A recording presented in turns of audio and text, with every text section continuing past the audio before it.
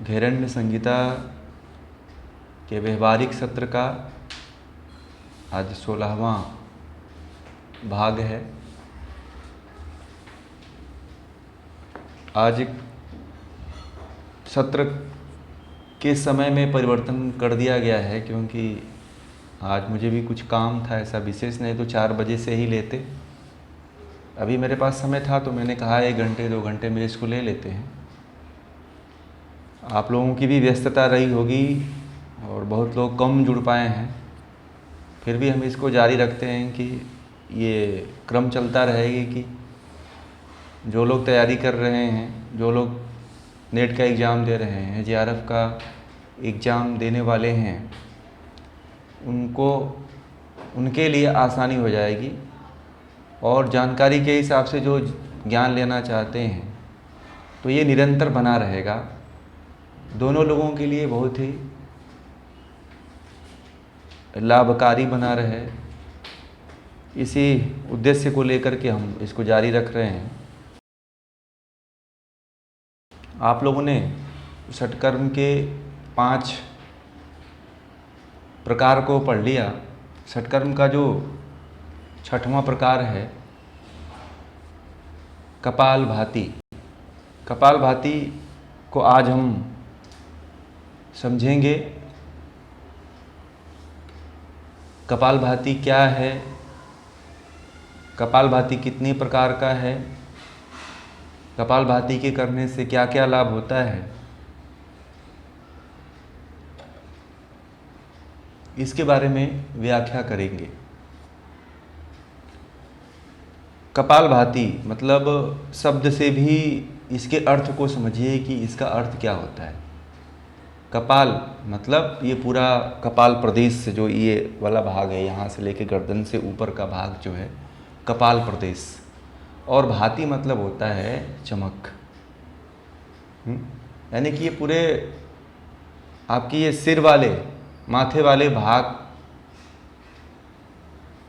पे, यानी कि कपाल प्रदेश के जो चमक से है, मतलब इसका अर्थ होता है चमक कब बनती है, जब हमारे शरीर से दोषों का इस कपाल प्रदेश से कफ ही रहता है, तो कफ का नाश होता है, तो एक नेचुरल चमक हमें प्राप्त होती है। कपालभाति का अगर शाब्दिक अर्थ देखा जाए तो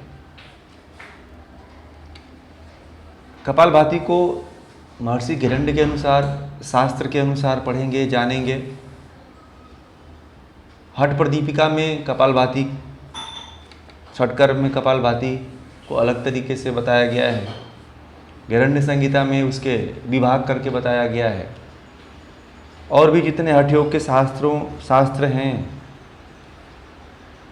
उसमें अलग अलग मत है विद्वानों का, योगियों का, और अपने अपने मत के अनुसार बहुत से योगी और जो विद्वान हैं वो लोग इसकी व्याख्या भी किए हुए हैं। तो हम जो है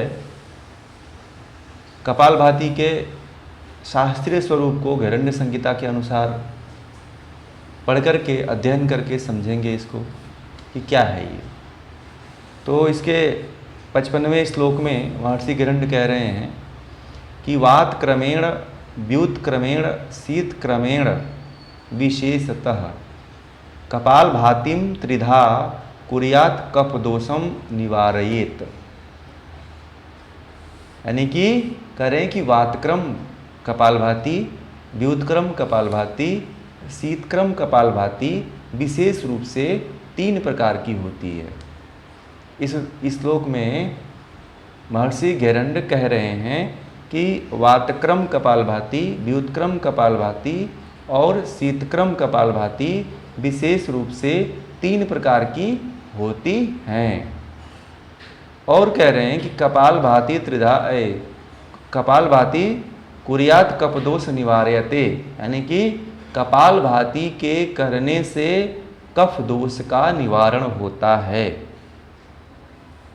अब ये केवल कपालभाति के बारे में कह रहे हैं कि कपालभाति 3 प्रकार की होती है। वातक्रम, वात मतलब जो वायु के द्वारा किया जाता है, जो वायु के द्वारा जो क्रिया की जाती है वो वातक्रम कपालभाति होती है। फिर व्युत्क्रम, ये व्युत्क्रम और शीतक्रम ये दोनों जो है जल के द्वारा की जाती है। अब ये ध्यान रखिएगा कि कपालभाति में जो दो प्रकार हैं उसके, व्युत्क्रम और शीतक्रम, वो दोनों जो है जल के द्वारा किए जाते हैं और पहला जो भाग है उसका वायु के द्वारा किया जाता है। इसको विशेष तरह से ध्यान रखेंगे। बहुत लोग गड़बड़ी कर देते हैं। कपालभाति जो आजकल चल रहा है ट्रेंड में, केवल श्वास को फोर्सली बाहर छोड़ना, तो इस कपालभाति के बारे में आपको बताना नहीं है, वर्णन नहीं करना है। जो शास्त्रीय है, जो महर्षि गरण्य ने शास्त्रीय रूप से बताया है कि कपालभाति जो है एक तो वायु के द्वारा की जाती है और दो कपालभाति व्युत्क्रम और शीतक्रम जो है जल के द्वारा की जाती है। जल के द्वारा कपाल प्रदेश की सफाई की जाती है। अब कफ दोष आप जितने भी षटकर्म पढ़े हैं, जितने भी अंतर्धोती, दंत धोती, मूल शोधन, हृदय धोती, जस, ये जो चारों प्रकार की धोती पढ़ा है, धोती में भी और पूरे षटकर्म में भी कफ के निवारण की बात कर रहे हैं महर्षि गरण्य। कफ जो है, कफ को श्लेष्मा भी कहा जाता है, बलगम को, उसके चिपचिपे पदार्थ को श्लेष्मा कहा जाता है। तो इसी के निवारण की बात पूरे षटकर्म में महर्षि गरण्य कह रहे हैं कि कफ का निवारण हो जाता है। कफ पे इतना जोर क्यों दे रहे हैं? कफ दोष इतना शरीर में प्रभावी कैसे है कि उसका प्रभाव इतना है कि इसकी ही शुद्धि पूरे षटकर्म के द्वारा की जा रही है। तो कफ को समझना चाहिए। कफ दोष ऐसा दोष होता है जो मनुष्य शरीर के अंदर आलस को उत्पन्न कर देता है, भारीपन को ला देता है, फुर्ती को खत्म कर देता है, एकाग्रता को कम कर देता है, शरीर को भारी बना देता है, मन को भारी बना देता है, मन को तंद्रा में ला देता है। तो इसलिए कहते हैं कि अगर ये सारी अवस्थाएं कफ के द्वारा बन रही है तो वो व्यक्ति योग में नहीं जा सकता है। कफ के द्वारा ज्वर भी हो जाता है, कफ के द्वारा खांसी भी हो जाता है, कफ के द्वारा जुकाम भी हो जाता है, कफ के द्वारा साइनस की तकलीफ आ जाती है, कफ के द्वारा श्वास लेने की दिक्कत आ जा रही है, जिसको आज एक नई बीमारी उभर के आई है कफ की, कोरोना। तो उसी कफ को नष्ट करने के लिए कह रहे हैं कि षटकर्म करिए तो आपको ये जो जितनी बीमारियां आपको बताया वो बीमारियां नहीं हो सकती हैं, उसका निवारण हो जाएगा। फिर अब जो है महर्षि गरण्य जो है अब इसके प्रकार में इसके वातक्रम कपालभाति क्या है उसके बारे में कह रहे हैं अगले सूत्र में 55 नंबर और 56 श्लोक में इसके बारे में वर्णन कर रहे हैं। इसके बारे में अब इसकी व्याख्या, पहले इसके श्लोक को पढ़ते हैं फिर समझेंगे आगे। तो 56वें श्लोक में वातक्रम कपालभाति है। तो वातक्रम यानी कि वायु के द्वारा जो कर्म किया जाता है उसे वातक्रम कपालभाति कहते हैं। जो वायु के द्वारा जो कर्म किया जाता है, जो शुद्धि की जाती है, उसे वातक्रम कपालभाति कहते हैं। इसको आप याद रखिएगा, बहुत पूछ दिया जाता है बहुत से परीक्षाओं में कि वातक्रम कपालभाति कैसे की जाती है। तो उसमें ऑप्शन में रहता है कि वायु के द्वारा, जल के द्वारा, हवा के द्वारा, पानी के द्वारा, अग्नि के द्वारा, मिट्टी के द्वारा, या किसी यंत्र के द्वारा। तो उसमें लोग कंफ्यूज हो जाते हैं, फिर संशय उत्पन्न हो जाता है, फिर गलत कर देते हैं प्रश्न को। तो यहाँ पे ध्यान देना है कि वातक्रम का मतलब होता है, वात से मतलब वायु से समझ जाइएगा कि जो क्रिया वायु के द्वारा की जाती है उसे वातक्रम कपालभाति कहते हैं। तो अब इसके सूत्र से इसको के शास्त्रीय स्वरूप को जानेंगे कि क्या है। अब महर्षि गरण्य कह रहे हैं कि इड़या पुरये द्वायुम रेचयेत पिंगलया पुनः पिंगलया पूरयित्वा पुनश्चंद्रेण रेचयेत।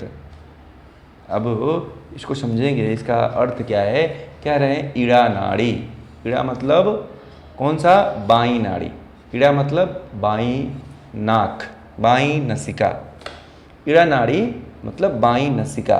बाईं नसिका से वायु भर लें, भर के पिंगला मतलब दाईं नसिका से श्वास को बाहर कर दें, फिर पिंगला से श्वास लें और फिर इड़ा से श्वास को बाहर निकाल दें। इसी को यानी कि इसको चंद्र नाड़ी कह रहे हैं कि चंद्र नाड़ी से श्वास को बाहर निकाल दें। इस क्रिया को क्या कहते हैं? वातक्रम कपालभाति कहते हैं। आपने इस समय जो प्रचलित विधियां हैं उनसे आपको संदेह नहीं रखना है कि वातक्रम कपालभाति में तो ऐसा बताया गया है। फिर कुछ मिलता जुलता अनुलोम विलोम जो प्राणायाम है वो वातक्रम कपालभाति से मिलता जुलता है। अगर आप देखेंगे जो इस समय जो कपालभाति का नाम आता है तो वो कपालभाति किससे मिलती है, और जो ये वातक्रम कपालभाति है उसकी क्रिया क्या है और अनुलोम विलोम की क्रिया क्या है, लगभग दोनों समान ही है। हाँ हाँ, बोलिए बोलिए।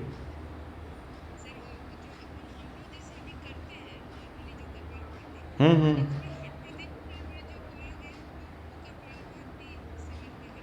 हाँ हाँ, एकदम एकदम एकदम सही कहा आपने, सही पकड़ा एकदम आपने, उसी से मिलता है। अभी जो प्रचलित है ये जो अगर कोई हिरण्य संहिता के अनुसार कहता है तो आप अनुलोम विलोम समझना, ठीक है। एक तरह से जो अनुलोम विलोम उनका है वो जैसे स्वामी रामदेव जी महाराज जो करवाते हैं, वो जो करवाते हैं वो कपालभाति करवाते हैं, वो अलग ही कपालभाति है, ठीक है। और ये जो कपालभाति है, वातक्रम कपालभाति है, वो एक तरह से अनुलोम विलोम है, एक तरह से अनुलोम है। अगर आप शास्त्रीय रूप से देखा जाए इसको तो शास्त्र की दृष्टि से ये वातक्रम कपालभाति ही अनुलोम विलोम है ना। कहीं नहीं लिखा हुआ है, नहीं। एक योग विज्ञान पुस्तक है, स्वामी अतीश्वरानंद जी हैं, ठीक है, उन्होंने जो लिखा है उसमें अनुलोम विलोम के बहुत बड़े योगी हुए हैं वो, तो उनकी बुकों में एक है योग विज्ञान, एक पढ़ेंगे, एक पुस्तक है हरिद्वार से प्रकाशित होती है, तो उन पुस्तकों में, हाँ, योग विज्ञान नाम की पुस्तक है, उसमें पढ़ेंगे तो उन्होंने अनुलोम विलोम का अपने मत से वर्णन किया हुआ है, ये वातक्रम कपालभाति को ही। इसमें संदेह होगा तो आप पूछते रहेंगे तो आप लोगों का क्लियर होता रहेगा, ठीक है। तो अब इसमें क्या है कि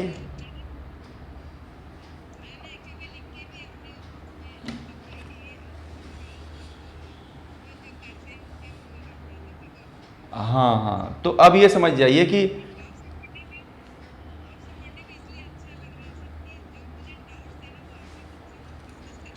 नहीं नहीं, चलिए बहुत अच्छी बात है। तो अब इसकी बात कर रहा था कि ये जो है वातक्रम कपालभाति है जो अनुलोम विलोम क्रिया की जो क्रिया विधि है उसी से मिलती जुलती है। फिर इसमें कह रहे हैं महर्षि भिरंड कि पूरकम रेचकम कृत्वा वेगेन न तु धारयेत एवं भ्यास योगेन कफ दोष निवारयेत। अब इसमें ये कह रहे हैं पूरकम रेचकम कृत्वा, यानी कि पूरक रेचक की क्रिया करते हुए उसके वेग को रोकना नहीं, यानी कि उस क्रिया को मतलब शीघ्रता से नहीं करना है, तेजी के साथ नहीं करना है, धीरे धीरे करना है। जैसे आप अनुलोम विलोम करते हैं तो अनुलोम विलोम में बहुत तेजी के साथ मैं देखता हूं कुछ लोग करते हैं, ऐसे नहीं करना है। इससे क्या होता है कि जो हमारा फेफड़ा होता है, फेफड़े में वायु कोष होते हैं एल्वलाई, वो ऑक्सीजन को अवशोषित नहीं कर पाते हैं, तब तक हवा बाहर निकल जाती है, वायु बाहर निकल जाती है। इससे जो है लाभ के सिवा हानि ही होती है और लाभ उससे नहीं मिलता है। तो ये कह रहे हैं कि जब भी आप ये वातक्रम कपालभाति करें, श्वास लेते हुए और श्वास छोड़ते हुए शीघ्रता नहीं करनी है, बहुत ही धीरे धीरे श्वास लीजिए और धीरे धीरे श्वास को बाहर छोड़िए। तेज वेग नहीं करना है, गति को तेज नहीं करना है, शीघ्र नहीं करना है। तो इसको कहते हैं कि अगर इस क्रिया का एवं अभ्यास योग है ना, प्रतिदिन इस योग का अभ्यास करते हैं तो कफ दोष का निवारण हो जाता है। पहले भी उन्होंने कहा कि कपालभाति करने से कफ दोष का निवारण होता है। फिर जो उन्होंने वातक्रम कपालभाति में भी यही बात कह रहे हैं कि अगर आप वातक्रम कपालभाति का अभ्यास करते हैं तो उससे भी कफ दोष का निवारण होता है। अब ये बात समझिएगा कि लाभ में अगर पूछता है कि वातक्रम कपालभाति से कौन कौन से लाभ होते हैं, तो कफ का निवारण होता है। कफ से संबंधित यानी कि कपाल प्रदेश से संबंधित जो जो सिस्टम आता है उससे संबंधित जो जो बीमारियां होती हैं वो सभी बीमारियां आ जाती हैं। आधुनिक भाषा में अब महर्षि पतंजलि ने, महर्षि गिरंड ने कफ को ही पूरा ले लिया कि सब बीमारियां कफ से ही होती हैं। आधुनिक समय में अगर आपको बताना हो कि वातक्रम कपालभाति से कौन कौन सी बीमारियां दूर होती हैं, तो आप जो है सर्दी है, खांसी है, जुखाम है, नज़ला है, कफ की बीमारी है, कोरोना है, ये जितनी बीमारियां आ जाती हैं सभी बीमारियों को आप गिना सकते हैं।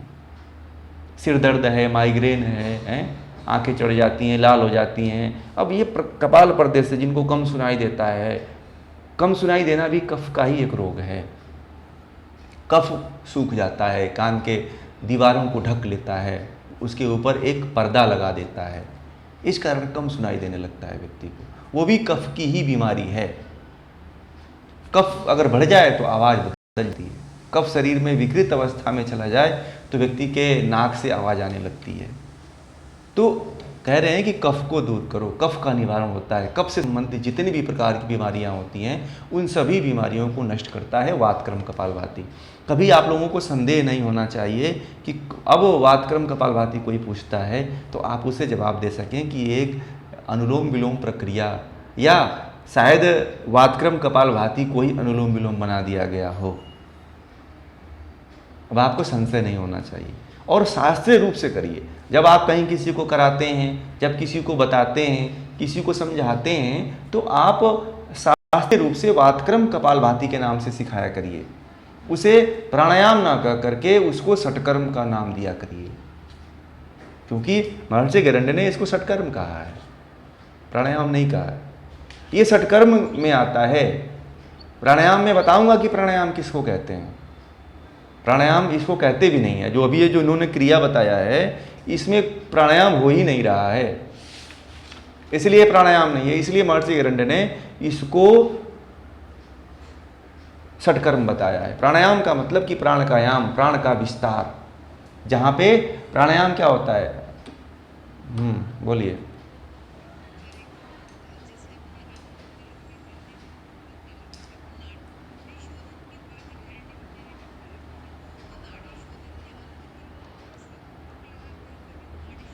हाँ, तो उसको प्राणायाम माना गया है ना, उसको नाड़ी शोधन को प्राणायाम माना गया है। जो भी हम प्राणायाम करते हैं अगर उसमें कुंभक नहीं करते हैं तो वो प्राणायाम नहीं होता है। ठीक है, हाँ। तो ये है वातक्रम कपालभाति। तो वातक्रम कपालभाति में अब आपको ये जानना है कि ईड़ा नाड़ी किसको कहते हैं, पिंगला नाड़ी किसको कहते हैं। हमारे शरीर में 3 मुख्य नाड़ियाँ हैं। ये ईड़ा नाड़ी है, ये दाहिनी नाड़ी पिंगला को बोलते हैं, और सुषुम्ना नाड़ी जब दोनों चलने लगती है, जब दोनों का प्रवाह एक साथ होने लगता है, ये कभी कभी सुषुम्ना नाड़ी चलती है। हर व्यक्ति के शरीर में कभी चलती है, दिन में एक बार जरूर चल जाती है। तो व्यक्ति बड़ा ही अपने आप को अच्छा महसूस करता है, सोचता है कि मुझे बहुत ही आनंद आ रहा है, बहुत ही मज़ा आ रहा है। और ये सबसे अधिक जो चला करती है ईड़ा पिंगला, और सुषुम्ना नाड़ी जो चलने का जो समय होता है वो संध्या के काल में होता है। संध्या मतलब सुबह की भी संध्या और शाम की भी संध्या। सुबह और शाम की जो संध्या है उसमें जो है सुषुम्ना नाड़ी का चालन होता है और व्यक्ति इसी में बड़ा ही मज़े से सोता है। सुबह में जब सुषुम्ना नाड़ी चलती है, अगर उसे कोई उसमें भंग कर देता है तो बड़ा ही क्रोधित हो जाता है, उसके प्रति मारने के लिए दौड़ता है।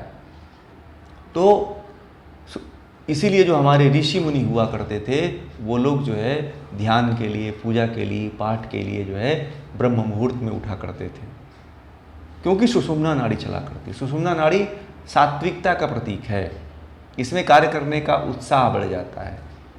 जब तक उत्साह नहीं रहेगा तब तक आप साधना नहीं कर सकते हैं। तो इतना महत्व है। तो अब ये आपको बता दिया, रेचक का मतलब श्वास लेना, पूरक का मतलब श्वास छोड़ना, और कुंभक का मतलब श्वास को रोकना। अब ये चीज़ आपको जानना चाहिए। अब कफ के बारे में भी बता दिया, वेग के बारे में भी बता दिया, अब इसमें कुछ बचा नहीं। अब जो है, अब इसके बाद जो है व्युत्क्रम कपालभाति आती है। व्युत्क्रम कपालभाति में एक जल के द्वारा की जाती है कपालभाति। अब इसमें क्या होता है, सूत्र में 58 सूत्र में महर्षि घरण्य कह रहे हैं कि नासाभ्याम जलमा कृष्य पुनर्वक्त्रेण रेचयेत पायम पायम व्युत्क्रमेण श्लेष्मा दोषम निवारयेत। अब इसमें कह रहे हैं महर्षि घरण्य कि दोनों नसिका छिद्रों से जल को खींचते हैं, जल को लेते हैं, जल को खींचते हैं, और खींच करके पुनः मुख से, यानी कि नाक से लिया जल और खींच करके और मुख से बाहर निकाल दें, तथा फिर मुख से जल खींचकर, फिर अब कह रहे हैं कि फिर मुख से जल खींचकर नाक से उसी को बाहर निकाल दें। अब इस क्रिया को व्युत्क्रम कपालभाति कहते हैं, यानी कि एक बार सीधा हुआ फिर उल्टा, है ना, उसका सीधे का उल्टा ही व्युत्क्रम है। ठीक है, पहले सीधा फिर उसका उल्टा, यानी कि व्युत्क्रम। क्रम से एक हुआ और एक उसके व्युत्क्रम, यानी कि उल्टा हो गया। ये व्युत्क्रम कपालभाति है। और इसको भी कह रहे हैं कि श्लेष्मा दोष निवारित। व्युत्क्रम कपालभाति से श्लेष्मा यानी कि कफ, श्लेष्मा चिपचिपा पदार्थ होता है, कफ से थोड़ा सा पतला होता है, और वो भी कफ ही होता है, वो भी कफ की ही कैटेगरी का होता है। वो श्लेष्मा ग्रंथियाँ होती हैं, वो उनसे निकलता है। तो वो उसको कह रहे हैं कि उसका निवारण हो जाता है, श्लेष्मा का निवारण हो जाता है। एक तरह से कफ ही समझिए इसको, यानी कि कफ का जो है निवारण हो जाता है व्युत्क्रम कपालभाति से भी। इसको आप जल नेति से भी जोड़ के देख सकते हैं। जैसे जल नेति क्रिया करते हैं, सेम उससे मिलता जुलता है। नेचुरल जल नेति जो है यही है। इसीलिए महर्षि घरण्य ने जल नेति का वर्णन जो है सूत्र नेति में नहीं किया। अब आप बहुत लोग पूछ सकते हैं कि सूत्र नेति का, जल नेति का सूत्र नेति के बाद तो करना ही चाहिए, मगर महर्षि घरण्य ने उसको वहाँ न वर्णन करके उसको व्युत्क्रम कपालभाति में दिखा दिया कि उसका नेचुरल प्रोसेस, उसका प्राकृतिक जो रूप है, वो रूप जो है वो किस में है, वो व्युत्क्रम कपालभाति में है। व्युत्क्रम कपालभाति आप सूत्र नेति करते हैं, और सूत्र नेति करने के बाद आप जो है व्युत्क्रम कपालभाति कर लेते हैं, तो भी जो है जो कफ है, श्लेष्मा है, वो पानी के माध्यम से साफ हो जाती है, क्लियर हो जाती है। तो इतना ही व्युत्क्रम कपालभाति में बताया है। इसके लाभ में कफ दोष का निवारण होता है, और श्लेष्मा जो आप बता दिया आपको, बस इसमें बहुत ज़्यादा नहीं है, इसमें केवल मात्र इतना ही है, इतना ही बताया है व्युत्क्रम कपालभाति में। एक ही सूत्र में उन्होंने इस कपालभाति को समेट दिया है, व्युत्क्रम कपालभाति को। अब जो अगला कपालभाति, तीसरा जो कपालभाति है, कपालभाति का जो तीसरा भाग है, तीसरा प्रकार है, वो शीतक्रम कपालभाति है। शीतक्रम मतलब शीतकार करते हुए, इस क्रिया को, जिस कर्म को शीतकार करते हुए किया जाता है, उसे शीतक्रम कपालभाति कहते हैं, ये जान लीजिए। उसके बाद जो है महर्षि घरण्य कह रहे हैं इसको अगले सूत्र श्लोक में कि शीतकृत्य पीत्वा वक्त्रेण नासानालैर विरेचयेत एवं भ्यास योगेन कामदेव समो भवेत। कह रहे हैं कि शीतकार करते हुए मुख से, यानी कि मुंह से जल लेकर के, जल लें और नसिका के द्वारा उसको बाहर कर दें। जैसे आपने देखा होगा हाथी जो है जब पानी को पी लेती है, कुंजर है, उसको पूरा फूंक मतलब शीतकार करते हुए, फूंक मारते हुए उसको बाहर निकाल देती है उस जल को। तो ऐसे ही आपको भी मतलब शीतकार करते हुए मुंह से पानी पीना है, और नाक से शीतकार करते हुए जल को बाहर निकाल देना है। इसी को शीतक्रम कपालभाति कहते हैं महर्षि घरण्य के अनुसार। सस्पेंस नहीं होना चाहिए इसमें, इस क्रिया में। उसमें अलग था व्युत्क्रम में और व्युत्क्रम में और शीतक्रम में अलग है, उल्टा है उसका। केवल मुंह से जल लेते हैं और नाक से शीतकार करते हुए निकालते हैं, ये ध्यान रखिएगा। गलतियां नहीं होना चाहिए। विधि सही तरीके से मालूम है तो लाभ उसके दिखते हैं, अगर सही तरीके से नहीं मालूम है तो आप कितना भी कर लीजिए हानि ही होती है। फिर कह रहे हैं अगले सूत्र में कि न जायते वार्धकम च ज्वरो नैव प्रजायते भवेत् स्वच्छंद देहश्च कफ दोष निवारयेत। कह रहे हैं कि वार्धक्य मतलब बुढ़ापा से समझ लीजिए। ज्वरो मतलब जीर्णता, ज्वरो मतलब जरा, मतलब जिसको बोलते हैं जीर्णता, यानी कि ये भी एक ऐसी अवस्था होती है कि व्यक्ति की उम्र तो कम रहती है। वार्धक्य और जीर्णता से मतलब यही है कि व्यक्ति की उम्र तो कम रहती है, शरीर जो है देखने के बाद लगता है कि बहुत ज़्यादा इसकी उम्र बढ़ गई है। आजकल महिलाओं में देखने को मिल रहा है, छोटे छोटे जो कम उम्र के युवा हैं उनको देखने को देखिए, बहुत सी लड़कियों को देख लीजिए कि उनका उम्र 24 साल 30 साल ही रहता है, मगर देखने में लगता है कि ये आंटी है, करीब 60 साल 45 साल 50 साल की लगती है। तो वो वार्धक्य और वो जरा जो है, वो जरा रोग की इस क्रिया के माध्यम से, इस क्रिया के माध्यम से दूर होता है। और कफ दोष का भी शरीर कामदेव के समान सुंदर हो जाता है। कह रहे हैं कि कामदेव की तरह शरीर सुंदर हो जाता है और स्वस्थ हो जाता है, ठीक है, और स्वस्थ हो जाता है और कफ दोष का निवारण हो जाता है। सॉरी, ठीक है, इसमें कामदेव की बात नहीं है, मैंने एवं कामदेव समो भवेत्, इसके अभ्यास से कामदेव जैसे शरीर हो जाता है कपाल शीतक्रम के अभ्यास से, ठीक है। 69वें श्लोक में बताया उन्होंने। फिर न जायते वार्धक्यम, फिर जो आपके अंदर जो लगता है कि आपको बुढ़ापा आ गया है, आपके शरीर के द्वारा लगता है कि आपका बुढ़ापा आ गया है, उम्र बढ़ी हुई दिखाई दे रही है, शरीर बढ़ी हुई दिखाई दे रही, उम्र कम है, तो इस रोग को भी वो खत्म करती है शीतक्रम कपालभाति। और इसको करने से शरीर स्वस्थ हो जाती है, शारीरिक रूप से, मानसिक रूप से, सामाजिक रूप से और आध्यात्मिक रूप से भी शरीर पूर्ण रूप से स्वस्थ हो जाती है और दोष का निवारण हो जाता है। अब इसमें कुछ ऐसे शब्द आए हैं जिन पे आपको ध्यान देने की आवश्यकता है। कामदेव शब्द आया है। कामदेव ऐसा हमारे एक प्रतीक है जिसमें जो भी हमारे विषय हैं, शरीर जो पंचमहाभूत है, पंचमहाभूत जो है, पंचमहाभूतों का जो है भौतिक जो जिसको स्वस्थ कहा जाता है, भौतिकता का उत्कृष्ट अवस्था जिसको कही जाती है, वो कामदेव एक प्रतीक है जिसमें एक शरीर है, जैसे शरीर है, प्रकृति द्वारा निर्मित एक शरीर है।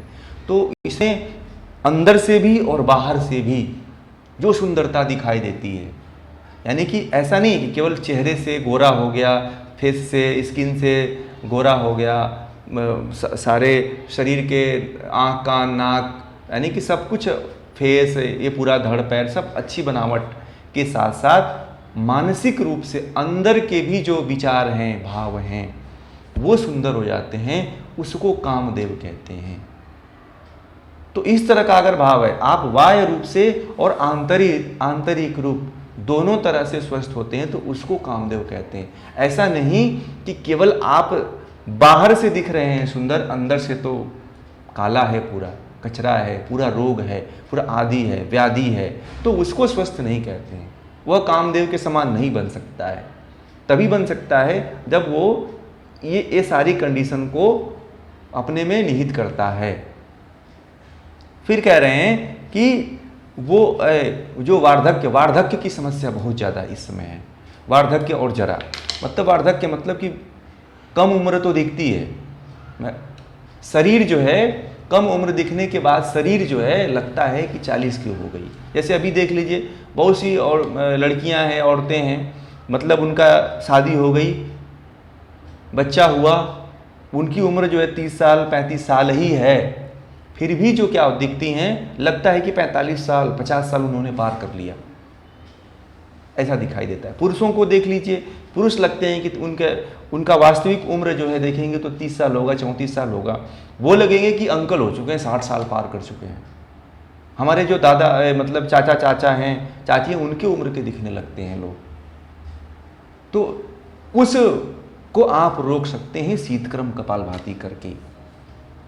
कहीं आता है कि बुढ़ापा और बढ़ती हुई उम्र को, शरीर के बढ़ते हुए ढांचे को, बदलते हुए ढांचे को अगर स्थिर रखना है, बदलना है, तो आप शीतक्रम कपालभाति करिए। टीवी में प्रचार आता है कि ये टैबलेट खा लीजिए, ये गोली खा लीजिए, ऐसे कर लीजिए, वो जिम कर लीजिए तो फिर आपको ऐसा हो जाएगा। ऐसा कुछ होता नहीं है। जब तक दवा का प्रभाव रहता है तब तक तो कुछ दिखाई देता है, फिर शरीर में जाकर के साइड इफेक्ट होने लगता है। शीतक्रम कपालभाति करने से कोई साइड इफेक्ट नहीं होता है, कोई बीमारी आती नहीं है, बल्कि बीमारी जो आती है वो भी लौट के चली जाती है। इसलिए शीतक्रम कपालभाति का अभ्यास करने से आपको ये फायदे होते हैं जो महर्षि गैरंड ने इस शास्त्र में बताया है। तो आज जो है षटकर्म कपालभाति का षटकर्म जो है, षटकर्म में छठवां जो अंग था कपालभाति, आज ये यहीं पे पूरा होता है। कल से हम आसन को जानेंगे, समझेंगे और उसकी व्याख्या करेंगे। तो आज का सत्र यहीं पे पूरा होता है और हमारा समय भी पूरा हो गया। तो अगले सत्र, हाँ बोलिए प्रश्न पूछिए है तो। हाँ जरूर हाँ हाँ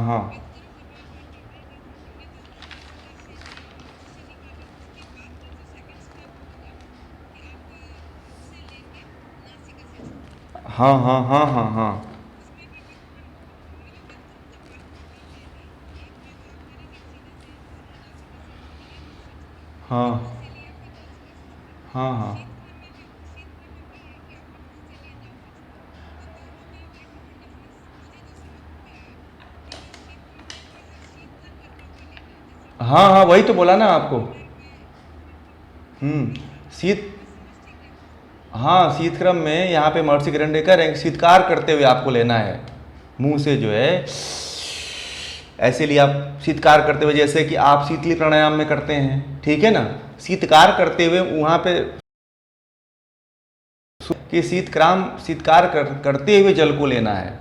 और उसमें क्या था कि नाक के द्वारा जल लेना है और मुंह के द्वारा फिर बाहर निकाल देना है, फिर मुंह से जल लेकर के फिर नाक से बाहर निकालना है। ये पूरी प्रक्रिया ये दोनों प्रक्रिया करने के बाद ही व्युत्क्रम कपालभाति पूरा हो रही है, ठीक है। या तो ऐसा हो सकता है, ये देखिए, या तो ये तभी पूरा होगी जब आप नाक से उसी जल को नाक से लें, ठीक, नाक से लेने के बाद आप मुंह में लाएं, मुंह में लाने के बाद उसी जल को जो है फिर नाक से बाहर निकाल दें, तो ये प्रक्रिया पूरी होगी, ठीक है। या फिर बहुत लोग ऐसे होते हैं कि एक बार में ही अगर लेते हैं, नहीं, वो देखिए जो शास्त्र में बताया, महर्षि गैरंड ने बताया है कि जो कफ रोगी होते हैं वो अगर एक बार नाक से जल लेते हैं ना और मुंह से निकालते हैं तो कफ मुंह में आ जाता है, ठीक है, तो उसको बाहर निकाल दीजिए। फिर जो है जब दूसरा जल लेकर के उसी प्रक्रिया को, उसी क्रम को पूरा करने की बात करते हैं। बात समझ में आ गई हमारी। जैसे कि आपने क्या किया, वो जैसे कि आपने नाक से लिया पहले राउंड में, नाक से लेके मुंह में जब लाए आप, तो जो कफ है वो निकला मुंह के तरफ से, ठीक है।